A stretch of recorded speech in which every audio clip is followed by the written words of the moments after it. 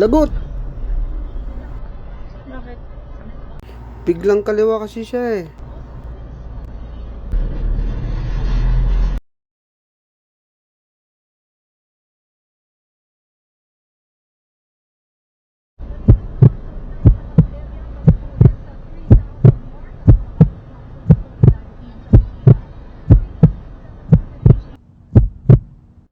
Kawawa yung naka-e-bike.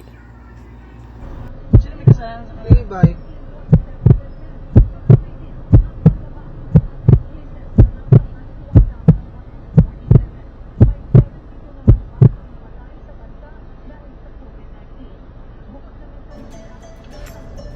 So ayun guys, kinumprontahan ni Kuya nakaputi yung naka-e-bike.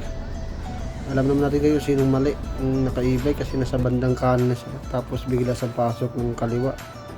Hindi natin alam kung kakaliwa ba siya, mag-u-turn eh. Di man lang siyang tumingin sa gilid kung ikasabayan pa siya. So Kuya naka-motor, nabigla rin. Ayun, daplisan.